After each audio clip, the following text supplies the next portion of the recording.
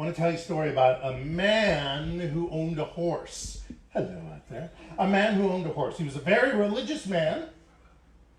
And instead of teaching the horse the word giddy up, when he wanted the horse to go forward and speed up, or the word whoa, when he wanted the horse to slow down, the common phrases that you teach the horse, he taught the horse that whenever he says, praise the Lord, his horse will start running. And whenever he says, hallelujah, then the horse will slow down to a stop. Now, unfortunately, this guy is a little forgetful.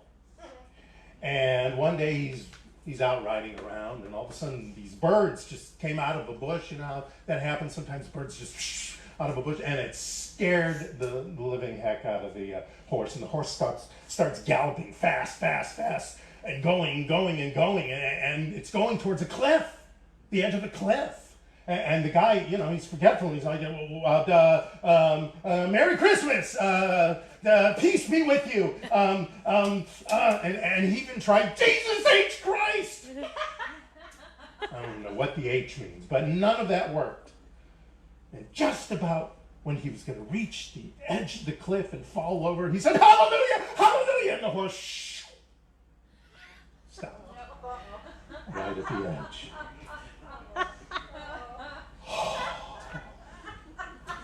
The man is so relieved. His heart's going like this. And finally, it slows down, and he catches his breath, and he cries out, "Praise the Lord!" Boom! Off the cliff. Forgetfulness. So last month we talked about retreat. We talked about how again and again you want to treat your mind with mind candy, and that you want to know that we are the ones starting the healing process. We talked about that, and that the healing process is a joint maneuver between the universe and us. But we kind of start the healing process by being open and aware and ready for it, and that especially during times when there's chaos or any kind of trauma in our lives, if we go back to the factory settings, we retreat our lives, and then we can start from there, start from kindergarten, as some people say. Well, this month's theme is bending reality. Bending reality. So I'm going to talk about perceptions a lot during this month. Now, I want to give you an example of bending reality. So I heard a story about a person who felt very unloved. And this person was kind of brought up that way, stupid things their parents said to them or around them or in earshot of them, and they got it into their mind that they're unloved or unlovable. And no matter who showed up, what showed up to prove and show and as an example for anybody else to see that this person was loved, didn't get it because of what was going on in the back of that person's mind. It was bending reality, because the reality was this person is loved, but because of the junk and the dumb stuff this person learned and started believing, the mind bended the reality, and so never believed it. It became a subconscious habit, a core belief, as it is called, and the inner dialogue that kept going and going and going over these years was etched in this person's mind. Now, we all have similar triggers like that. I have one or two that I work on. So my question is, do our perceived truths, with an S, with a plural, eliminate the truth? Or have we just forgotten? What are we forgetting? A woman named Faraya Sana, she's a psychology professor at Athabasca University. She said, the information flowing in actually doesn't stick unless you put effort into it and concentrate and engage in certain strategies that will help you remember. Now, she's talking about information, like information we read, information you receive here through the talk or through the prayer, information you receive at a workshop or a class. All that information can flow in and not necessarily flow out. It's still hanging in there in that library I talked about in the guided meditation. But there's something that is called the forgetting curve, and this is a real thing. The forgetting curve. And the forgetting curve says that there is a timely decline of memory. Not that it goes away, it's just not seemingly available. There's no retention to retain it because we're not actively retaining it. It happens within 24 hours of reading something, in the idea of reading something and learning from reading. It happens within 24 hours. Within a few days, about a quarter is going to be left for you to purposefully pull out, even though it's still there. And a few days after that, a week, maybe two, it's gone, unless you've used it. It's like those stories, you tell stories. There are people who remember when they were 5. Now, I remember a couple of things about when I was 5, but there's all kinds of memories in there. They're just not being triggered because I don't tell stories about when I was 5, except for that time in Disneyland when I punched one of the 3 little pigs. Terrible, because they wouldn't talk to me.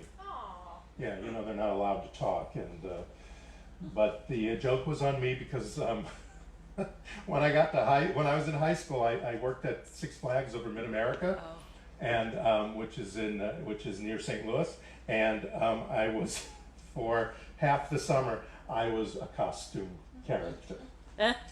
Fortunately, I got to talk, but so I didn't have kids punching me, and I also had we had what they called a keeper, and that was usually some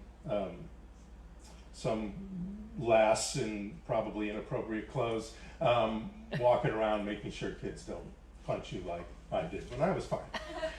But anyway, I digress. We must use our brains and minds on purpose. We must do more than learn. We must transform. So, massive change requires transformation. Now, I want to do a quote from Professor Emeritus Robert Lloyd. He's a psychologist. He's the director of the Laboratory of Group Dynamics at the University of Wisconsin in Madison. He says, transformation involves experiencing a deep structural shift in the basic premises of thought, feelings, and actions. It is a shift in consciousness that dramatically and irreversibly alters our way of being in the world. Does that sound familiar? I know I've said something exactly like that, either from me, from something I've learned, we've learned, or quoting something from either Science of Mind book or some other book that was written before the psychologists really got a hold of it. But let me read part of that again. It is a shift in consciousness that dramatically and irreversibly alters our way of being in the world. So transformation is an expansion, it's an evolution that takes place. And let me give you an example of this kind of learning, because that's what we're doing. We're learning that expands, that transforms our life. So you start a business, it fails. You lose a ton of money, it's painful. But you look back on it, maybe a week or a month later, once you get over that chaos of the trauma, of the pain, and maybe some embarrassment and all that kind of stuff. You look back on it and you start seeing what might have gone wrong, and you learn what to do and what not to do the next time you have a business you want to put together. You may be extremely ambitious at work. And that stress of those hours and hours and hours of work, and not only there physically, but always on your mind, in your dreams, that stress gets you sick, makes you ill. Maybe a little bit, like a cold, maybe a lot of it. So that becomes painful. Becomes painful in many ways. If it's a big health thing, then of course it's probably more painful. If it's a cold, a lot of times it's painful because you're like, oh, I'm missing work. I'm missing work. But then once you recover, many times you realize, this showed up because I'm working too hard. I'm working too long. I'm not giving myself time, and you learn, and you transform, and you take better care of yourself, and you optimize your time management, whatever that equals. This type of transformation comes from what is called Satori learning. It's a Japanese Buddhist term for awakening, comprehension, and understanding. Now there's another type of learning, another type of transformation, which is a gradual accumulation of experiences that shifts the way we understand how we fit into the world through insight. So insight shows up. Now insight can show up in this other way I spoke about, of course, but there's also a type of transformation called Kensho learning. And that's a Japanese term from the Zen tradition. Ken means seeing, and sho means nature or essence. So it's seeing one's true nature. And that's an insight. And that's a lot of times when those aha moments show up. So one is usually painful, the Satori, and the second one, which evolves usually over time and then kind of hits you, is a little slower, and that's the Kensho. So how do we shift from learning to transforming? Now there's many ways, and I'll get to spiritual practice soon, because I'm going to talk about spiritual practice, but I want to talk a little bit about the psychology and the neurology of things. So first, we want to have critical reflection. Okay? So we want to assess our fundamental assumptions and beliefs honestly and have a critical reflective practice on that. And sometimes it's a voluntary one that we'll sit and do ourselves, and sometimes it hits us in a crying fit, but then we need to take advantage of that moment. So if you think of a belief, a limiting belief that you have, and we don't need to go into that now because I don't want to have to give a counseling session in the middle of a service if something really shows up that's big and painful. But if we see how this experience in our lives got etched in our brains, and it actually transformed our brains. We learned and transformed through this trauma, and we started bending the truth about life. And we started seeing things differently, or never seeing them as they truly are. Like if you've learned I'm not smart enough, or people just don't respect me. That shows up everywhere. Yes? We've all had some little version of that in our lives, and that just shows up. So we want to, and first, before I get into this, I want to say this is not a witch hunt. This is not a witch hunt in where we're pointing at ourselves as, you bad kid. You learned that some things, especially from our youth, show up, and we don't really have the emotional maturity to make the choice to go, well, you're full of it. I'm not accepting that stuff. So, what was the stacking of ideas, beliefs, and learnings from childhood that now makes you arrive at this particular form of identity? Something showed up. Maybe your parents, maybe not. Maybe the kids around you, maybe the bully really got to you and really etched something in your brain. What was that? Where was that? And did I create these beliefs based on my own experiences? So you kind of look at that and wonder, and do it without any heat under it, because this is about transforming. This is about uplifting. This is not about blaming. This is not about shaming. This is not about guilting either yourself or the other person if another person was involved. Did I inherit this? Is this a family thing? Not something that was aimed at me directly, but it's just a family thing. You know, people in our family, we never succeed. We always live in an apartment, not by choice. You know, things like that. Things that you hear that's not directed at you or necessarily specifically about you, but about the family or about people of in your neighborhood or of your religion or anything like that. Did you inherit it? Now, once we identify these things, maybe we can find an example of that. An example how in your memory will pop that up. When you start doing some critical thinking about this, your memory will pop up something.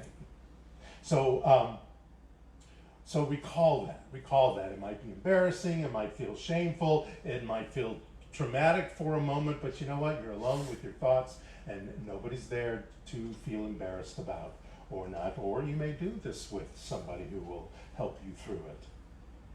Now, so here's another example. So say you raised your hand in class one time when you were really young, and you asked a question that everybody giggled at. And a lot of times when you're young enough, that only takes one time before you're like, I'm not raising my hand ever again. I have a little bit of that. There are times when well, I'll tell you, on Tuesdays, I do this workshop almost every Tuesday. And it's a workshop for screenwriters and actors. And after a piece is done, we do like 15 pages of a screenplay.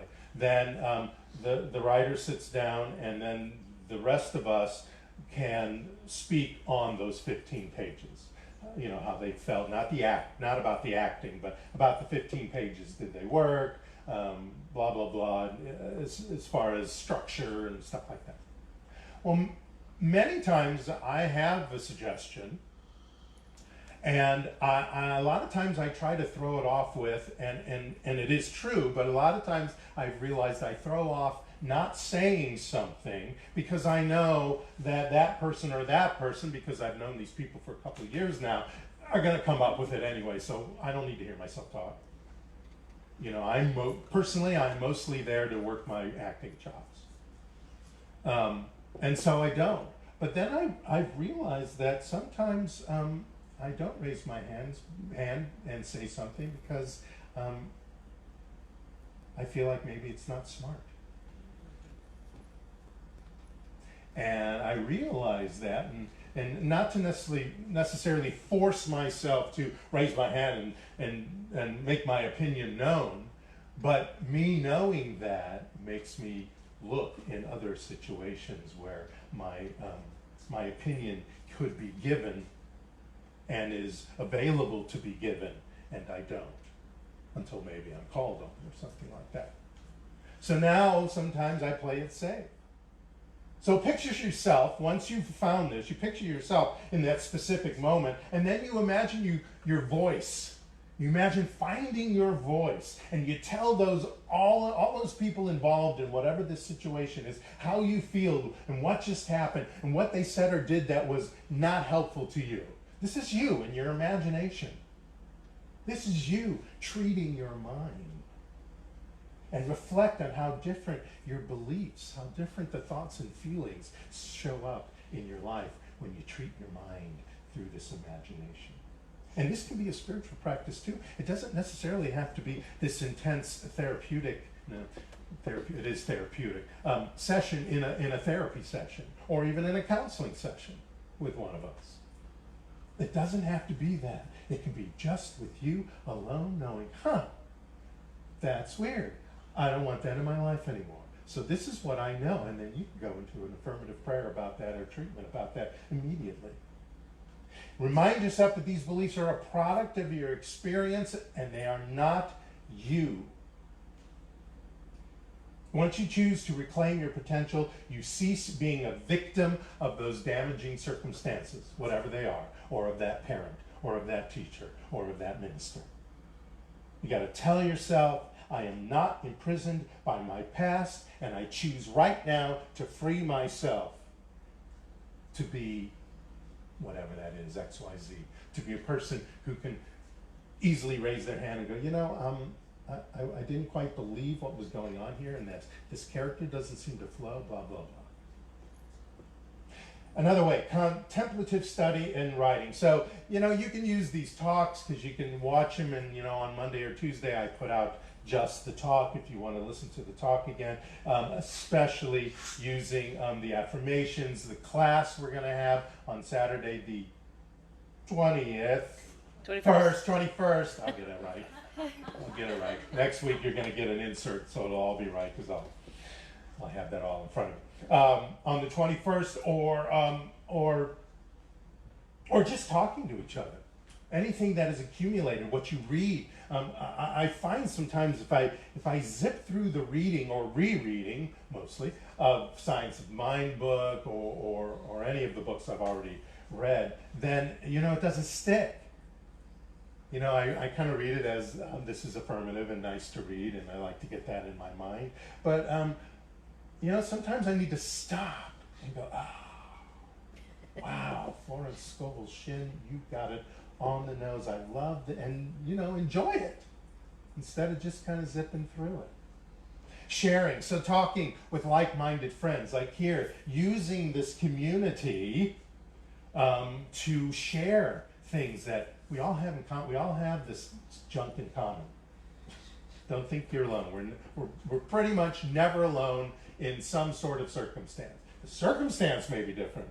The person or persons or experience may be different, but the result a lot of times is the same in our lives. And maybe as we grow, we're going to develop small groups, and I want to encourage that. As we grow, to have small groups get together. I don't need to know about it if 5, 6, 10 of you get together. We used to do that with our book club. Yes, Caressa? Mm-hmm. We used to have a book club with, where did we go? Michael's. We went to Michael's, yes. We went to Michael's and we had a book club, and then we talk about the book, and we get into all kinds of discussions because it was Sunday after service. And it was just 5, 6, 7 of us that kind of varied over the year or so that we did that. And then Rashki joined us. Hi guys. Who is healing from her hip extremely well, by the way, Rashki, for those who know Rashki. So sharing with our friends. And the last thing is application, applying this. So some of you take notes, I see it. Some of you, I can see you taking notes in your head because I can see your eyes go, not just physically writing it down, but either way, you're taking a note. Take that note, take this, the affirmation card, and take it home and use it. Take that. Sometimes I'll go and I'll find these, I'll look for a pad or something to write something down, and I'll look and I go, oh wow, those are notes from such and such workshop. And then that goal goes away, and I start looking at, wow, that was good stuff, and bring that memory back and work it, apply it. A gentleman named Steve Kotler, he's a Pulitzer Prize nominated author. He said, we need to start moving from a monophasic state of existence to a polyphasic state of existence. What the heck does that mean? So basically what he's saying is, don't just do, be. Doing is focused in such a way that we're not opened up entirely.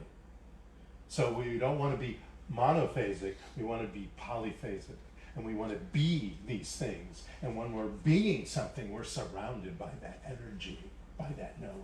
You are more than your experiences. There's an infinite possibility. You hear this all the time. I think there was a book written with that title, Infinite Possibilities. There are infinite possibilities. And that is, if you forget everything but this, there are infinite possibilities. Remember those 2 words. Infinite possibilities. And once you learn to see how your beliefs are showing up in your lives, then we have to look.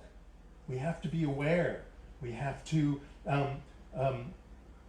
open ourselves up and look around and stop and not always be so goal oriented. Okay, that's done. Now I got to do this. That's done. Now I got to stop.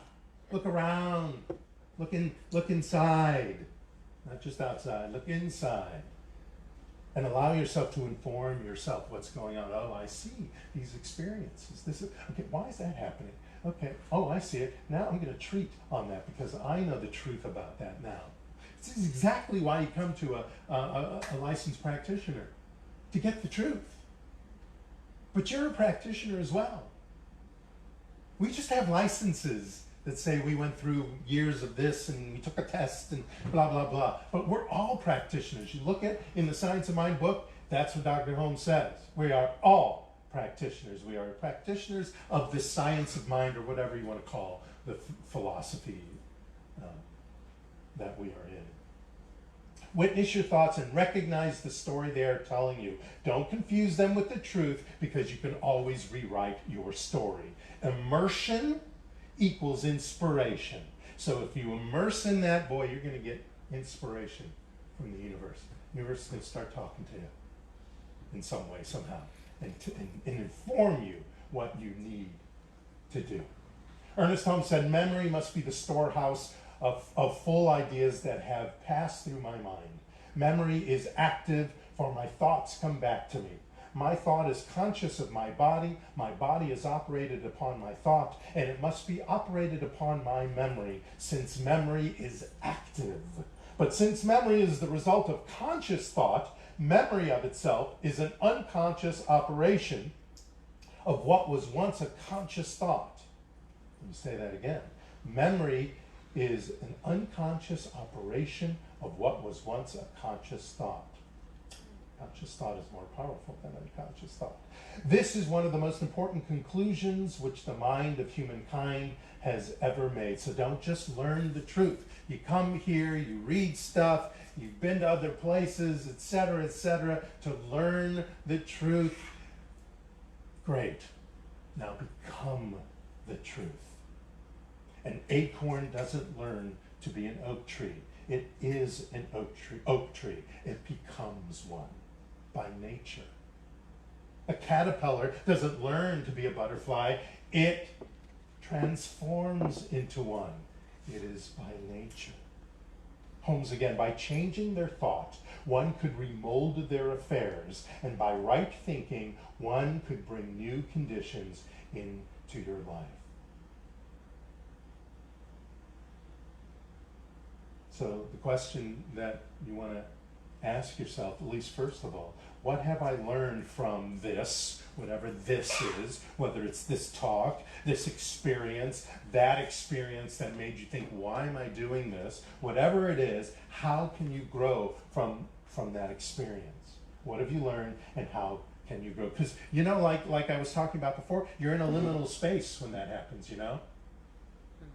You know, you get into that space where things start opening up, and infinite possibilities are really there, because you got to make a choice. Do I want to be that, or do I want to be this that I was born to be, and better? Do I want to bust through, soar, and zoom? So what are you forgetting? Really nothing. You're forgetting nothing. All that you know, all that you've read really, and all that you've learned is in your memory waiting to come out. All you have to do is grab it, learn it again, absorb it, and transform yourself into constantly and consistently being it. There is one mind. We are all a part of that mind, and nothing can take that away from us. We are always at choice.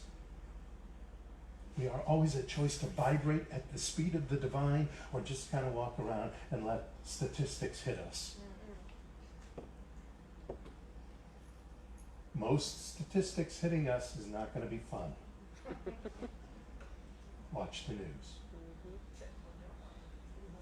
Don't watch is a good start to all this. Learn and transform yourself, because then you can bust through, soar, and zoom, and nothing will get in your way.